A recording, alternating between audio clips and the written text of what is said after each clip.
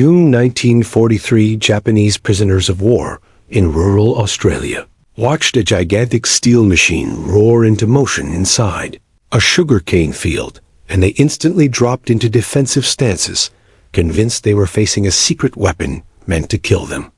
But when they understood the truth, it shattered everything they had been taught about the war, their enemies, and the real reason. Japan was losing, so the question became, what could an ordinary farm machine reveal that propaganda could never conceal? The Pacific War was worsening daily. Japanese forces controlled vast regions across Southeast Asia, pushing through China, Malaysia, the Philippines, and countless islands, giving the impression of unstoppable power. But in Australia, the situation felt very different. Fear dominated daily life because the war had reached home. In February 1942, Japanese aircraft bombed Darwin, killing more than 200 people and destroying ships in the harbor. And in May, small submarines infiltrated Sydney harbor, firing torpedoes that struck a ferry, killing 19 sailors. Australians went to sleep every night wondering if invasion would come next. The nation lived on edge. Australia enforced the White Australia policy, which for decades had excluded Asian people. Now, Asian soldiers were the enemy. Fear combined with long-standing prejudice, creating something toxic. Every Japanese descendant, even families who had lived there for 30 years, were closely watched, and some were imprisoned simply for resembling the enemy. The economy was strained. Farmers still grew wheat and sugarcane across New South Wales and Queensland, but many young men had gone to war factories that once made tractors and household goods, now produced weapons and uniforms. Rationing controlled meat, butter, and sugar, with the military taking priority. Into this anxious country arrived Japanese prisoners of war, first in small groups, then larger ones. Camps were built far from cities to avoid unrest. One of the largest was Cowra, a farming town in New South Wales, surrounded by wheat fields and grazing land. By 1944, Camp Ka held 2,223 Japanese prisoners. Though earlier numbers were smaller, the camp sat on flat land, enclosed by wire fences with guard towers at each corner. Wooden barracks housed prisoners, while 1,500 Australian soldiers, mostly older or unfit for frontline duty, stood watch. Prisoners carried a unique burden of shame.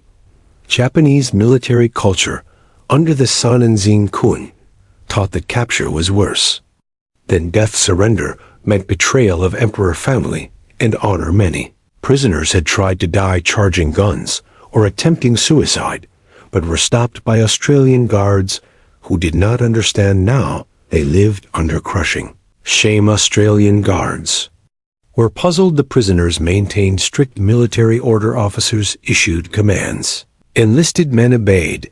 They refused work, claiming cooperation was betrayal. They sat silently at meals, barely spoke to guards, unlike German or Italian prisoners, who often felt relieved. These men behaved as if still at war. Yet something unexpected stood out. Each prisoner received 3,000 calories per day, more than many civilians in Japan. Breakfast included porridge bread and sometimes eggs. Lunch brought soup, vegetables, and meat. Dinner added more. This contradicted everything they had been taught, that Australia and America were weak, decadent, and starving. Some suspected poison, others feared sinister intentions. But Australia followed the Geneva Convention, treating prisoners humanely.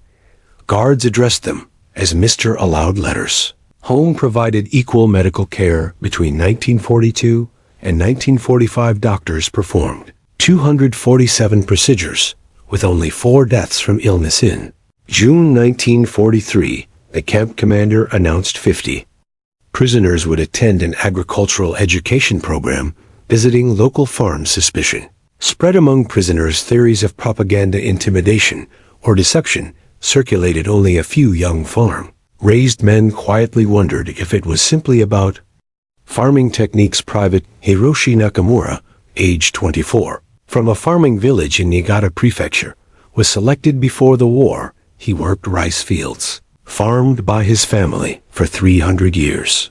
Drafted in 1940, He fought in China and the Pacific, captured in New Guinea. After his unit was destroyed, he attempted suicide, but was stopped and now lived drowning in shame. As trucks prepared to leave camp, he felt certain something significant awaited. The trucks departed after sunrise, carrying 50 prisoners. Through vast wheat fields, flat and endless, unlike Japan, Nakamura imagined his village fitting inside a single field. After 15 kilometers, they reached Harwood Sugar Mill, where wheat gave way to tall green sugar cane. Even in winter, the cane grew. The guards lined them up near a plantation, where an Australian farmer greeted them smiling, announcing they would see modern sugar cane harvesting. A deep mechanical roar approached. Cane shook and fell.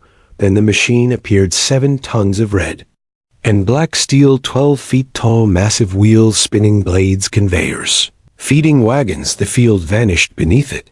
Prisoners recoiled, some dropped to knees. Nakamura clenched fists, convinced it was a weapon meant to destroy or intimidate guards. Laughed, explaining it was normal farm equipment. One machine replacing 40 men. In Japan, sugar cane was cut by hand. A man might clear a quarter acre in a day. This machine cut 4 acres per hour. The farmer explained its operation: diesel-powered 10 hours non-stop, filling 12 wagons daily, feeding a mill processing 180 tons per day. Nakamura compared it to his village, where 200 families harvested 30 tons of rice per year. This single farm produced 6 times that in sugar alone, covering 2,000 acres compared to his village's 300. Touching the steel, Nakamura realized this was civilian technology designed for efficiency, not war. The truth crept into his mind. If this was normal, then everything he had been told was wrong. Returning to camp, the men sat silently. Lunch awaited, with 500 grams of roasted beef, potatoes, carrots and bread. Nakamura knew his mother might get 30 grams of meat per month. Tokyo radio claimed enemies were starving, yet his plate proved otherwise. In the carpentry shop, prisoners voluntarily used electric saws, drills, welders, and lathes, power that ran all day, while Japan rationed electricity. Weekly ice deliveries amazed Nakamura. Ice he had never known existed. Even guards casually chilled drinks on Sundays. Farmers invited prisoners to lunch, serving 1 kilogram of roasted lamb, vegetables, and pie, a meal surpassing anything Nakamura had seen since 1937. Yamada, a young father, whispered about his starving family eating 1 meal a day. The injustice left him silent that evening. Debates filled the barracks. Officers insisted it was deception, but younger farm-raised men questioned quietly how Japan could win without machines or abundance. The question stayed whispered. Christmas 1943 arrived. Guards, decorated, announced a shared holiday meal: roasted turkey, ham, pudding, fruit, and 2 beers. Each 250 turkeys. Prepared prisoners expected trickery, but received equal plates, totaling 4,500 calories. Nakamura stared, realizing abundance contradicted teachings. Australians were strong, not weak. Because machines, farms, factories worked endlessly, guards ate beside prisoners as equals. Unlike Japanese hierarchy, that night Nakamura could not sleep. The harvester tools, ice meals, Christmas feast, all disproved propaganda. Japan was not winning. Conquest meant nothing without production.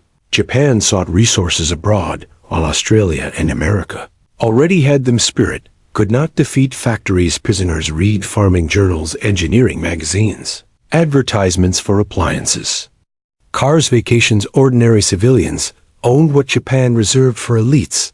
One article revealed America produced 500 tanks per month, while Japan made 790 in all of 1943. Evidence surrounded them. Yamada secretly kept a diary noting guards were disciplined, not cruel, proving propaganda. False educational trips continued, showing mechanized dairies combines irrigation technology. Decades ahead. In April 1944, Red Cross shipments included penicillin mass, produced in America, enough to spare for enemy prisoners. Power meant making things, not dying. Bravely, Nakamura realized comfort came from organization efficiency intelligence.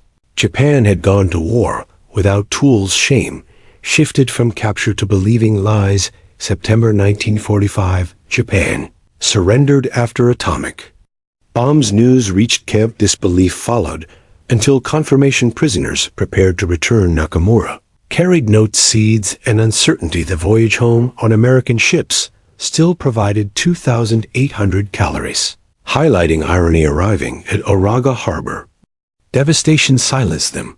Cities destroyed, industry ruined. Nakamura walked 300 kilometers home, witnessing starvation rations at 200 calories.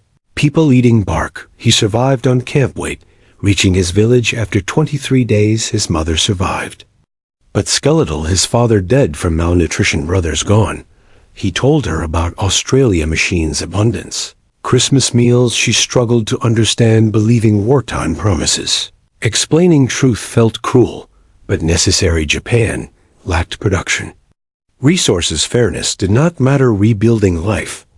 Nakamura farmed with no tools, planted new seeds, applied ideas. Slowly resistance persisted. Land reforms in 1950 helped. By 1958, the cooperative bought a small harvester, boosting productivity. Many former prisoners did similar, spreading modern methods. Reconciliation followed. Cowra Japanese garden memorialized the dead.